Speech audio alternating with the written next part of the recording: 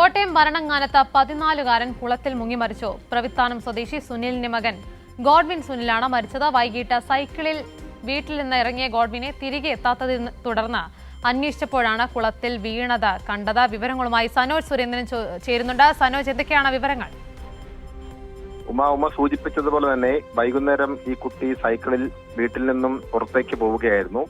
ഏറെ നേരമായിട്ടും കുട്ടിയെ കാണാതെ വന്നതിനെ തുടർന്ന് വീട്ടുകാർ അന്വേഷിക്കുമ്പോഴാണ് കുട്ടി കുളത്തിൽ വീണ വിവരം ശ്രദ്ധയിൽപ്പെട്ടത്. ഉടൻ തന്നെ ഫയർഫോഴ്സിൽ വിവരം അറിയിച്ചുവെങ്കിലും പാലായിൽ നിന്നും ഫയർഫോഴ്സ് എത്തി കുട്ടിയെ കരക്കെത്തിച്ച് പാലായിലെ സ്വകാര്യ ആശുപത്രിയിൽ എത്തിച്ചുവെങ്കിലും ജീവൻ രക്ഷിക്കാൻ കഴിഞ്ഞില്ല. പ്രവിത്താനം സ്വദേശിയായിട്ടുള്ള സുനിലിന്റെ മകൻ ഗോഡ്വിൻ സുനിലാണ് ഇത്തരത്തിൽ അപകടത്തിൽപ്പെടുകയും ദാരുണമായി മരണം സംഭവിക്കുകയും ചെയ്തിട്ടുള്ളത്.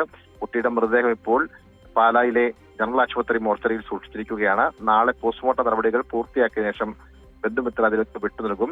എന്തായാലും വൈകുന്നേരം സംഭവിച്ച ഈ അപകടം നാടിനെ ആകെ കണ്ണീരിലാഴ്ത്തിയിരിക്കുകയാണ്. ഉമ. ശരി, സനോജ് സുരേന്ദ്രനാണ് വിവരങ്ങളുമായി ചേർന്നത്.